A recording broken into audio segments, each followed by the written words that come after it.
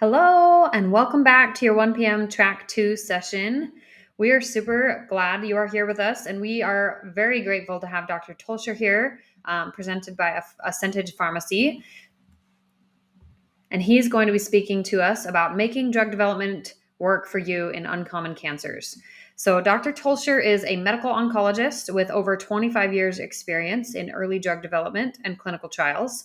He has been involved in many of the initial phase 1 studies of new agents that subsequently were FDA approved for the treatment of various cancers. Dr. Tolcher is the CEO and founder of Next Oncology, a phase 1 group that seeks to transform early clinical trials. So I want to go ahead and welcome Dr. Tolcher to the stage. Very much, and thank you. I'd like to thank the organizers for allowing me to present at this symposium. The title of my talk is Making Drug Development Work for Uncommon Cancers. And I think this is very fitting given the nature of intraocular melanomas and other uncommon malignancies. Now, I always start off by telling people what is NEXT. So NEXT stands for New Experimental Therapeutics of San Antonio. We created this company, and its mission is to accelerate early drug development for the treatment and cure of cancer by bringing cutting-edge new medicines to patients in communities and community practices. Many people don't realize that about 85% of all Americans get their cancer care in their community, not at university or at major cancer centers. And so if you're going to bring clinical trials to where patients are and help accelerate drug development and improve accrual, you've got to go where the patients actually live.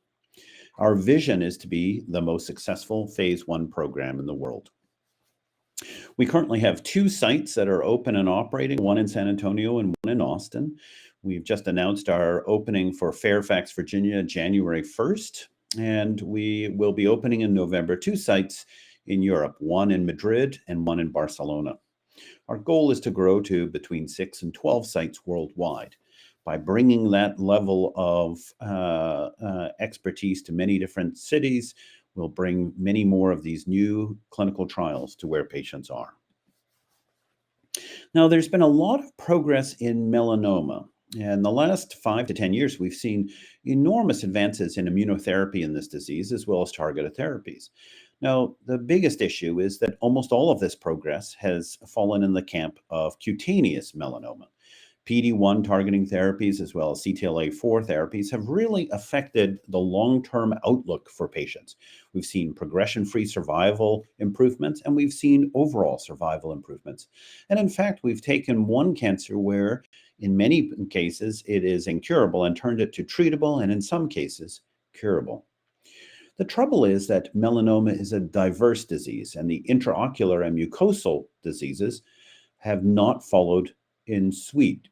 The best example is PD1 and CTLA4 do not work reliably, robust action in these diseases. Even though they are classed under melanoma, they are functionally very different when it comes to treatment.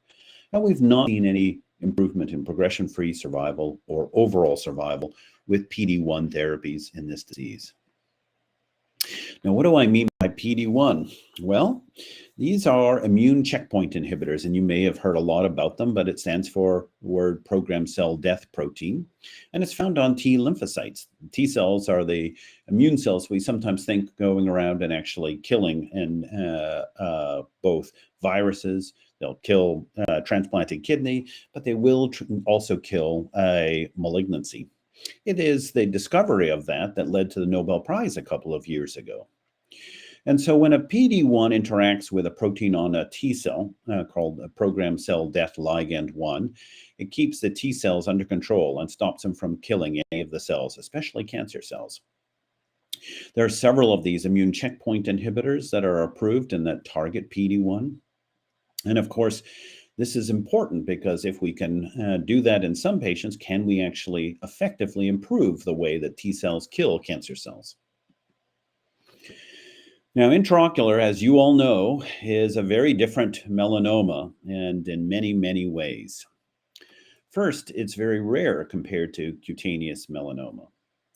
It's also, and this is important, not on the radar for many biopharmaceutical companies. Because of its rarity, 5 in a million, it doesn't normally register when pharmaceutical companies are developing drugs and looking for populations for their drugs and their targets. And it's the issue of indications that's always a trouble, because it is a matter of economics when you look at that in the pharmaceutical industry. Now, that's not a bad situation in one regard, because if you're a big company like Pfizer, for example, going for an orphan indication probably won't make sense in terms of the way their company is structured and how they actually have to make a certain amount of money to fund all of their research.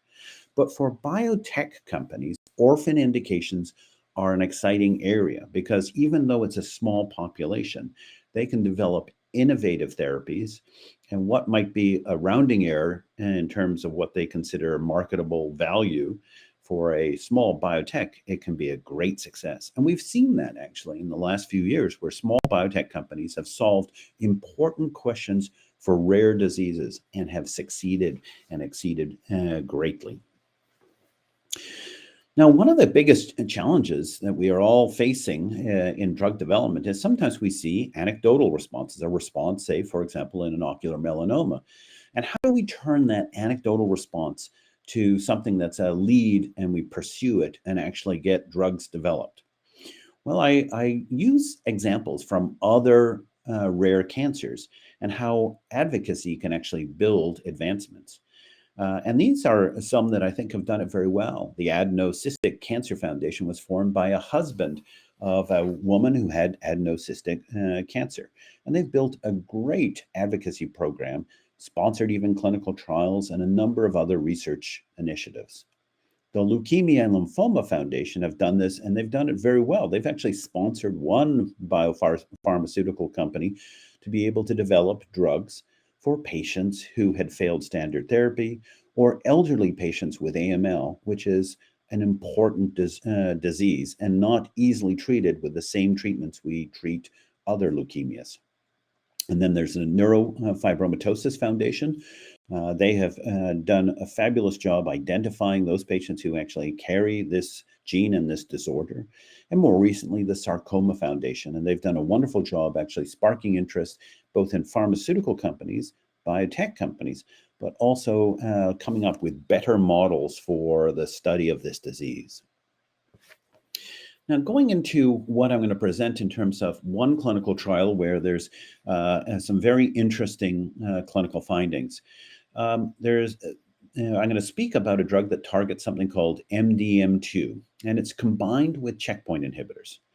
And why target this specific protein? Well, there's considerable data that shows that if there's gene amplification of MDM2, now keep in mind what gene amplification means is there's too many copies of the gene of MDM2. In life, you get one copy of a gene from mom and one copy from dad. But in some malignancies, for whatever goes wrong, you end up with 4 copies or 8 copies or 10 copies, 12 copies, even 100 copies. And that's called gene amplification. It's part of the genetic alterations that lead to cancer. But in a retrospective analysis, patients who had MDM2 gene amplifications actually had rapid progression of their lung cancer when they were treated with PD1 agents. And it's felt that it may predict resistance to drugs like pembrolizumab, called Keytruda, or Opdivo, called nivolumab. And so it is important that they want to explore whether or not MDM2 might regulate resistance to checkpoint inhibitors. MDM2 can also be regulated by many other factors, not man factors, but many, there's a typo here, including mutations in a gene called ATM, which is a key DNA repair gene. And if that gene is damaged or not working, then there's a functional excess of MDM2 activity. There may also be a direct effect of MDM2 on immune cells. And this is very important because we oftentimes think in cancer about targeting abnormal genes. But what if we target normal genes, and that might have an effect on something like your normal function of your immune system? Now, what is the background of MDM2? Well, there is one gene that we oftentimes call the guardian of the genome, and that's called P53. And what p53, if you look at the figure on the left, does is it forms around damaged DNA. You might say cradling it. And then if it senses damage that can't be repaired, it sends that cell to self-destruct.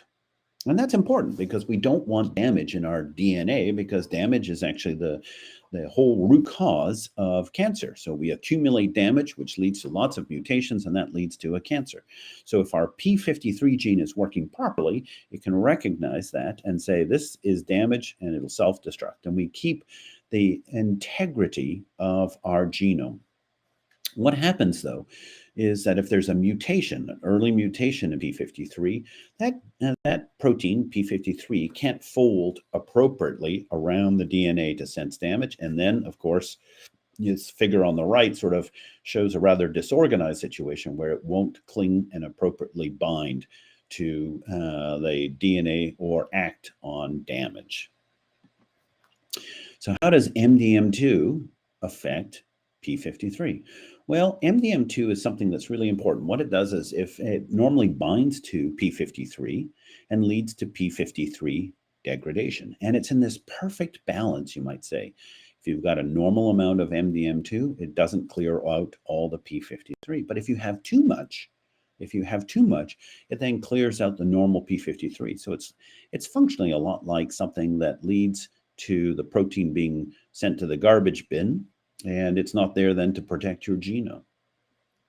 So one of the routes to try to target that is, if there's too many copies of MDM2, can you therefore develop a drug that stops the MDM2 binding to p53 and leading to its destruction, so that p53 can carry on doing its important work? And that's what this drug APG-115 does. It binds on and stops MDM2 from binding onto p53. Now, of course, as I mentioned, there are different types of ways that we can actually make this work. And one way is, of course, using drugs that target MDM2. But there are other routes as well. And one may want to target MDM2 if MDM2 is being abnormally promoted by, say, a mutation in ATM, which I talked about before. Lastly, there is an issue is that if we target MDM2, can we improve the immune response? And this comes to this piece of very interesting data that was published really this past year, in the last 2 years. The APG-115 goes by a name called elrizomedlin. And what they found was it increases an important protein called STAT5, which improves the lifespan of T cells. T cells, remember, are those immune cells that go around and kill cancer cells. And so if it can do this, then of course we have the ability to improve our immune response. So MDM2, important in that it affects many of the things that are associated with keeping the integrity of the genome intact, but it also is important when it comes to things such as the immune system of our normal immune cells. So a study was done, and I will present some of the results, and it's an experimental option for uveal melanoma, but I'll give you a little bit of the exciting background as to why this might be something that's important. So it was originally designed so that patients with melanoma and various types of melanoma, so both cutaneous, mucosal, as well as uveal, would be entered in. They'd be given this drug by mouth every other day for 3 weeks, and they were given Keytruda. And all of these patients had to be resistant to drugs like Keytruda or Opdivo. Patients would continue on, and they'd be followed, and we'd look to see if they were responding. Now, the study finished its phase 1 study and then broke into different groups, but I'm going to focus our attention just on the melanoma population for the moment. Now, the results were interesting, and this is something to pay close attention to. And if you're not in healthcare, you may not understand what a waterfall plot is. But a waterfall plot takes every patient that was entered into a study, and they get a treatment, usually in a clinical trial, experimental treatment, and then you measure if the tumor is shrinking or increasing. Now, this is a list of the patients who went on the study. Now, keep in mind, all of these patients were previously refractory to immune therapies like Keytruda or Opdivo. The only difference is that we added back in or added into this the MDM2 inhibitor APG115. And you can see a fair number of people on the right-hand side had suddenly had their tumors shrink, including patients with cutaneous, mucosal, and uveal melanoma. So this is a very provocative result. That means that maybe we can restore normal function to these resistant cancers and make checkpoint inhibitors work again. And that leads to the question, can we make them work better the first time around? So what was the take-home message of this? Well, first, that the MDM2 inhibitor, APG115, but also it's got that long name, alrizomadlin, along with pembrolizumab, can reverse resistance to pembrolizumab. And that's because some patients who had failed pembrolizumab suddenly responded. But there's also evidence of tumor shrinkage in tumor types that are not normally responsive to pembrolizumab, and that applies to mucosal and uveal melanomas. And it may, in the end, provide much more importance than we thought. It is possible we can actually make drugs like PD1 blockers work better when taken together, even before you become resistant. Now, the study is ongoing, and it is taking patients who have uveal melanomas, and it's actually registered as a clinical trial under clinicaltrial.gov. And this study is actually ongoing in a number of centers across the country. So patients who might have metastatic uveal melanoma can actually access this clinical trial. In fact, we're looking for many more patients with this particular subset of melanomas to go on the study so we can understand if the 1 out of 7 responses that we've seen is going to be something more robust. So here's a list of the different centers who are participating. Who gets into a study like this? Well, it has to be an adult, both male and female patients. Patients had to have failed standard types of therapy or recurred after a PD1 or PDL1 therapy. Patients have to have something we call a good performance status. Performance status is a measure of how active a patient is. So a performance status of 0, even though it sounds like it should be low, actually means the patient is fully active. ECOG performance status of 1 means they move around, do many of the things, they can still be working or doing light work. And performance status 2 means that they're able to do self-care up and about more than 50% of the daylight hours. Patients can't go on the study if they've already been treated with an MDM2 inhibitor, or if the disease is spread to their brain or spinal cord. You can't take other anti-cancer therapies except those that are prescribed as part of this study. You can't be under an active infection requiring some medication. Patients have to have been discontinued from corticosteroids because corticosteroids actually suppress the immune system. And you can't have certain autoimmune diseases where your own immune system is going after your normal tissues, because otherwise this might make it worse. In the patients that have been entered so far, there have been 7 patients with uveal melanoma. Many of the patients have had prior therapy. As you can see, all of them have been treated with something, and 4 out of the 7 have had at least 2 prior lines of therapy. And in this study, actually, the overall response rate was 1 out of 7, but there was a disease control rate, meaning the cancer was not progressing very quickly or was staying stable for a prolonged period of time. So you add those to the response rate, and you've got what we call a disease control rate of 71%. And so this is important. Now, what are the side effects so far? Well, most patients do feel nauseated when they take this drug, this MDM2 inhibitor. It's not chemotherapy, it's a targeted therapy, but it can upset the stomach, and that can be controlled with our usual anti-nausea medications. Interestingly, these MDM2 inhibitors cause a lowering of the platelet count. Platelets are those little plugs, you might say, that stop you from bleeding. And they usually don't go to severe low levels, but they will decrease. Without anti-nausea medications, some patients will throw up, but that's why we recommend for all patients anti-nausea medications. And fatigue, which is a very common side effect of any treatment, is usually mild. This is a spider plot, and what a spider plot shows is what happens to patients who are taking a treatment in terms of the size of their tumor. And so you can see A number of patients who've been entered onto study have stayed on more than 150 days, and some have gone on to a year or longer on treatment and stayed on this treatment. Now, this treatment doesn't work for everyone. It shrinks tumors in some patients, it holds them steady in others. But some patients, denoted here in red, really their tumors paid no attention to this particular treatment.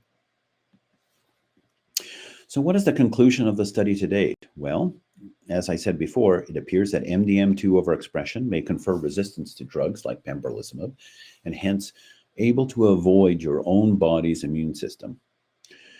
APG-115 is a new investigational medicine given by mouth that may improve immunotherapy drugs like pembrolizumab, and that in patients with uveal melanoma, it looks like this would be something that we want to explore because we are seeing some evidence of anti-tumor effect as well as disease control, and this for a very bad disease. So where do we go from here? Well, the first step is really to finish accruing this phase 2 study. And because ocular melanoma is rare, we need advocacy. Advocacy so patients are aware that this study is going on in so many centers around the country. The other thing is, can we identify which patients with ocular melanomas will benefit? Because as you can see, there's a diversity in response. Some patients will respond, some tumors will stop growing, and other tumors pay no attention. And just as almost everyone understands that not all breast cancers are alike, not all melanomas are alike, not all lung cancers are alike, it is highly likely that intraocular melanomas, not all of them are alike. They all have somewhat different features. And so we need to understand who is going to benefit from treatment options like this. Now, I always want to point out for patients who find themselves having a rare cancer is that we need to turn single responses into therapies. And what do I mean by that? Well, first and foremost, I really believe that being referred to a clinical trial is going to be key because that's the only way we ever find out if new therapies might lead to important breakthroughs. And it's only through clinical trials we can develop new therapies. You cannot skip this step, and that's important to understand. Now, this might sound like something that's a bit ridiculous, but I always say in rare diseases, nothing succeeds better than evidence of prior success. And what do I mean by that? Well, we've seen some approvals of really groundbreaking drugs in some patients with cancer, rare cancers, and this includes those that have NTRK mutations or ALK inhibitors, a very rare type of lung cancer. And this ultimately became an argument for biotech and pharma to embrace some of these indications. Let's put it into perspective. The number of patients in the United States with an NTRK mutation measures about 500 patients a year. Yet we have two drugs that are approved for those patients.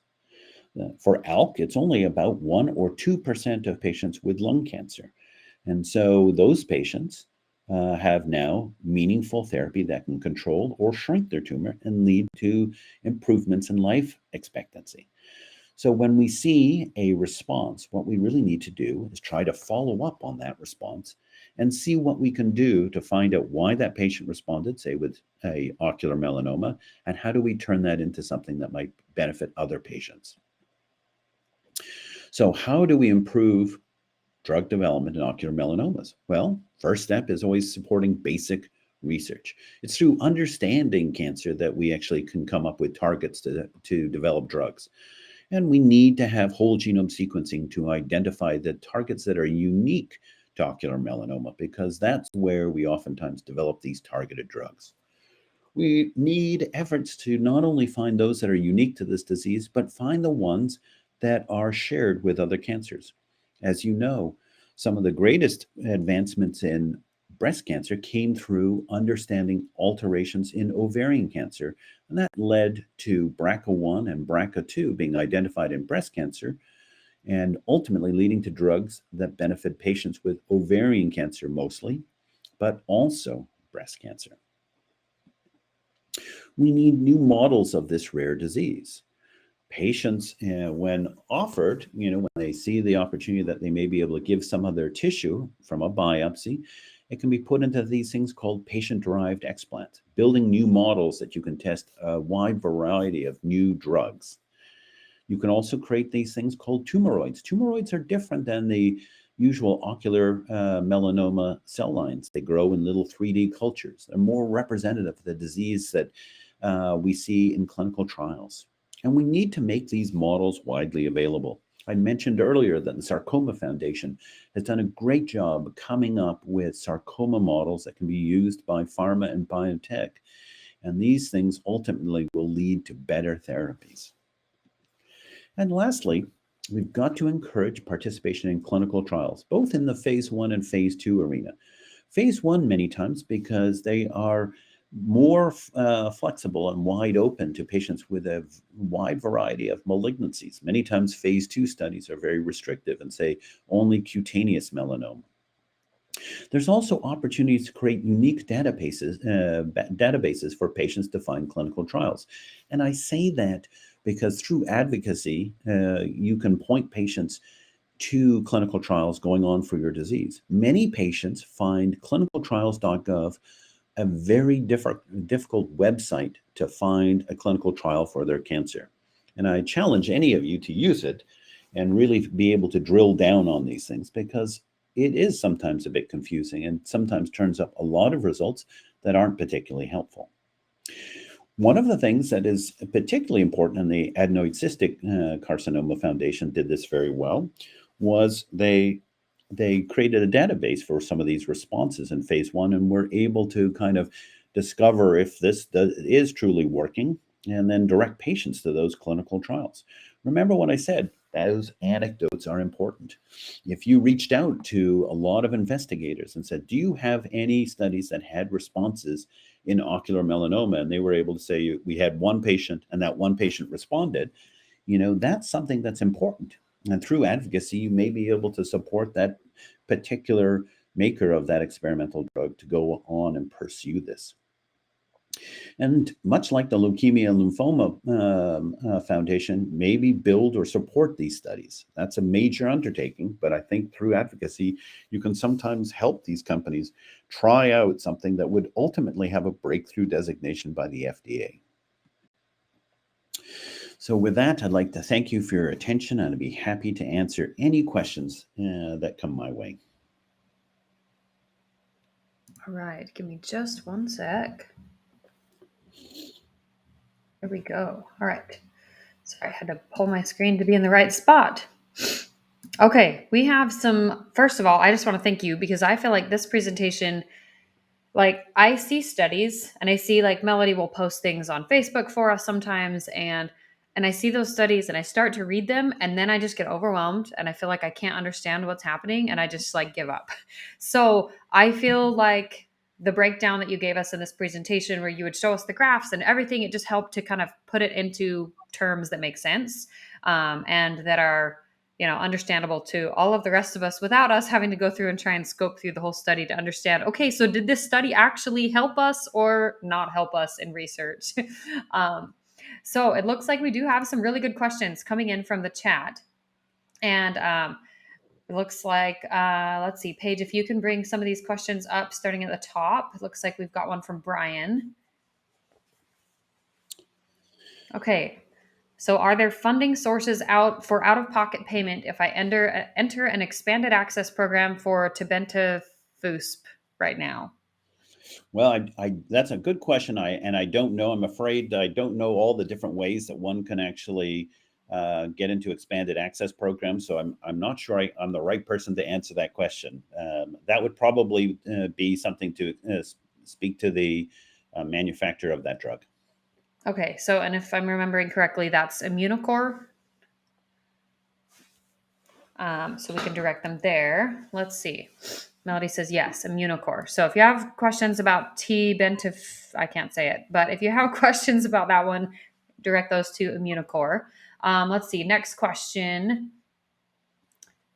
This is a little bit longer, so I'm going to read it from the comment section, but it says, oh, Tony is awesome, and excellent presentation. So 7 patients thus far. Any hints yet as to why OM patients' metastases may be escaping the APG-115, and the pembrolizumab.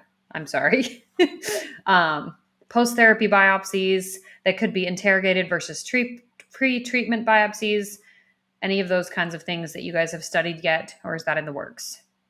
Yeah, so that's in the works, and they patients usually have to provide archive tissue, which means when their original biopsy was performed, that's usually put in formalin and then embedded into paraffin. And the study requests that material, and so that can be interrogated, so you can actually see what might be the key genes that might be functional in those patients who don't benefit, in those patients who have stable disease, and in the patient so far who's had an excellent response. So, from what I'm understanding, just to recap from the presentation, you are seeing kind of a wide range of responses so far. You've Correct. got some people doing really, really well, some people that are just stable, and some people that are kind of not really responding. Exactly, exactly. And that spider plot gives a good idea of that. If your disease is held in control, so we have you going, 6 months, a year with your disease control so far, we maybe they'll have control for even longer than that. That's something good. We like to see it shrink. But if we can stop it from growing, that's also really good. And keep in mind, we don't cure diabetes. We control diabetes. We treat it, and patients live normal lives with diabetes to a large extent. And so for these deadly diseases, it's oftentimes a great idea that if we can't shrink it, can we at least stop it from growing so they can have good quality life?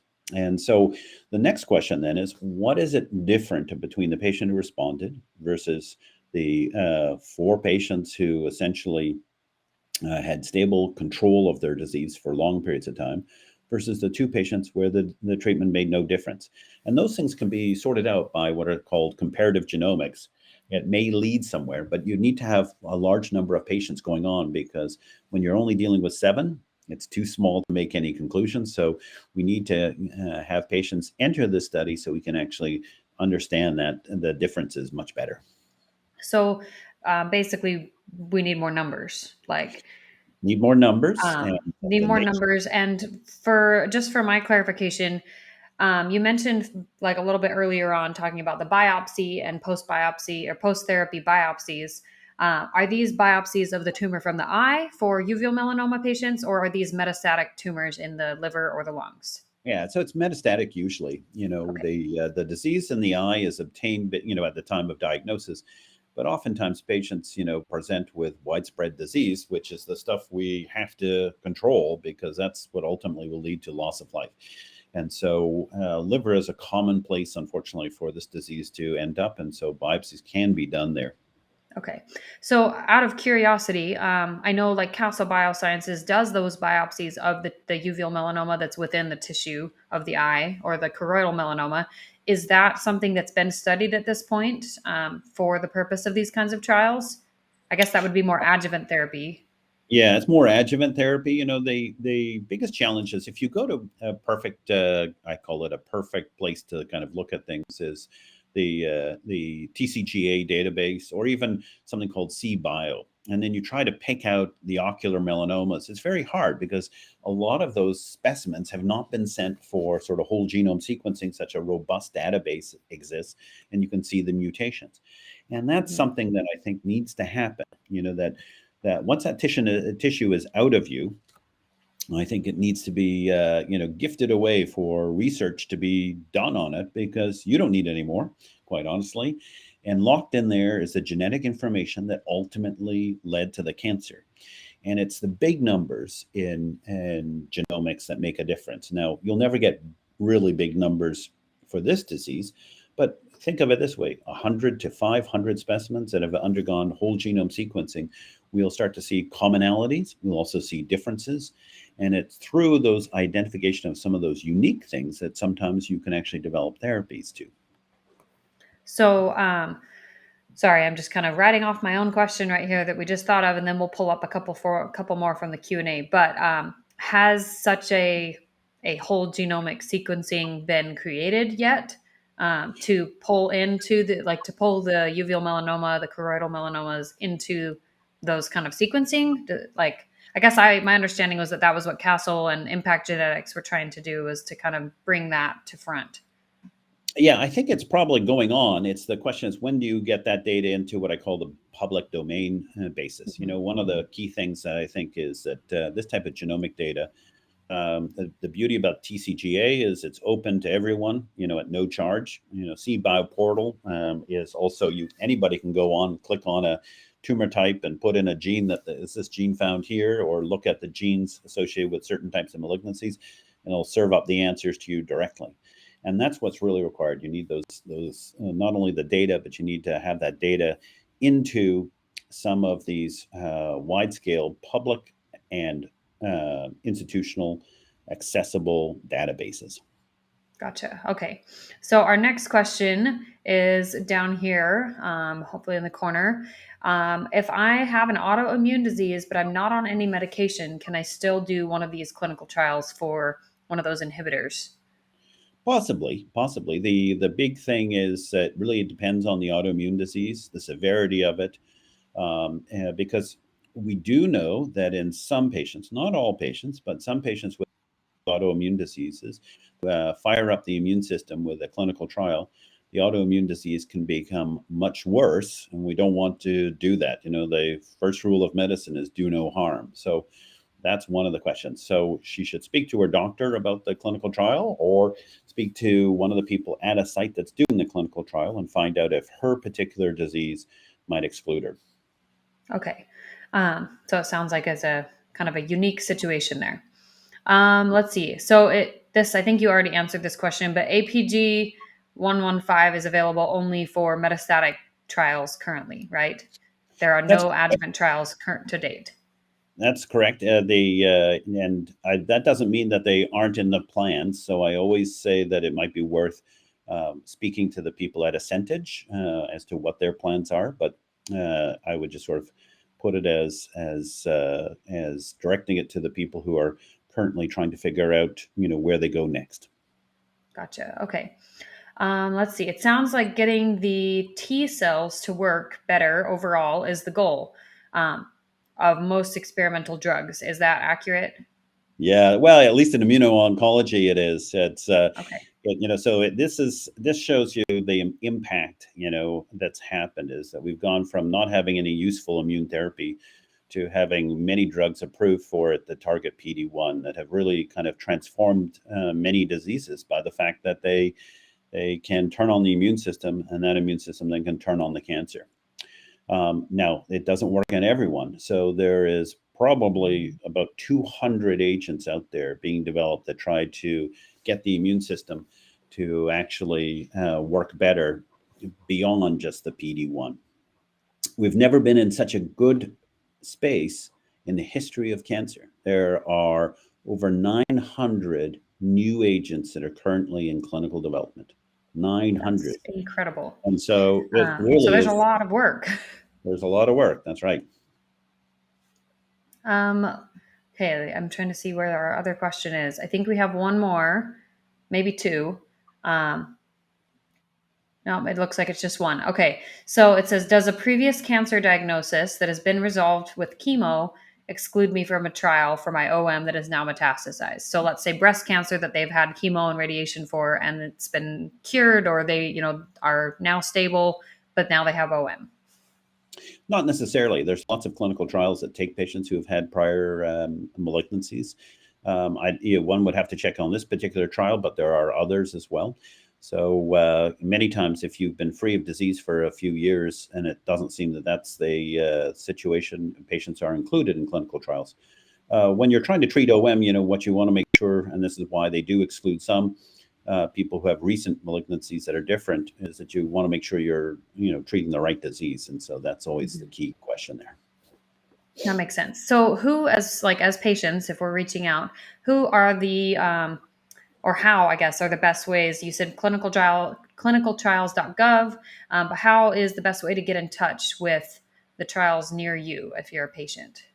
Right. So if you're interested in this particular study, I showed a slide, and these slides can be used publicly. You'll see the centers and you can go for it. Clinicaltrials.gov is a useful tool, but I'm not going to say that it's the most user friendly because many patients will type something in and get results that is probably not what they really wanted. And I don't think it's always updated as often as it should, because sometimes people Mhm. get results that show studies that are closed or not even open yet, things like that. This is where, especially for ocular melanoma, groups like this, where one can actually have a system where they have a good database of what is actually open, what looks promising, where the study sites are. That can sometimes be much more helpful, and that's where advocacy has really made a big difference. And so, I think emulate success of other groups with small or rare cancers. The whole issue there is really trying to get patients to where these clinical trials are, or at least getting the clinical trials to where the patients are. No, that for sure makes sense. I know like traveling and just access can be tricky for both the patients and kind of trying to everybody meet in the middle. Um, Yeah. well, I don't see any other questions in the chat. Was there anything else that you wanted to cover? Yeah, just one of the things that you will see, and I always say that, is that there are a number of different companies now that offer sequencing for your tumor, and those gene panels now are over 600 genes. So Foundation, Tempus, and so on. These are important first steps, and so if you have metastatic disease, you may want to have your doctor order that. It's covered by insurance in many patients, but these large gene panels suddenly may open up new avenues for you going on to clinical studies. And so I think those types of things patients can take, control of, and be directive on their own behalf. And I think that's important as a patient, is to advocate for your own health as well. But these large gene panels are likely to reveal actionable or non-actionable, but that might ultimately be something, there's a clinical trial going after that particular target. So it's well worth doing that and having that discussion with your doctor. That makes sense. More information is always better, it sounds like. That's right. Okay. So many thanks again to Dr. Tolcher for being here, and also thanks to Dr. Wu at Asentage for connecting A Cure in Sight with Dr. Tolcher. We are grateful for them kind of linking us up so that we could have him here. Um, and just as far as getting to those clinical trials, if you are someone trying to get to a clinical trial and you don't live near some of the ones, like say you're trying to get on the APG 115 trial in Texas, but you live, clear over in somewhere else. We do, with the Cure in Sight and other OM nonprofits, offer financial aid and travel expenses that can be covered if you are in financial need. So definitely don't hesitate to reach out to us if you do need that. You can find information on that on our Instagram in the little highlights tabs across the top, and you'll be able to look over at financial aid, and it will walk you through how you can apply for that financial aid. So just know that you are not without help, and we would love to just help patients. We are here to help patients helping patients, and that is our primary goal. And if we can do that for you, as well as helping with funding research, then we would love to do that for you. Okay, well, Dr. Tolcher, if you don't have anything else that you wanted to add, I think we will go ahead and let you get back to the rest of your day. Thank you very much. Thank Bye-bye. you so much again. Bye.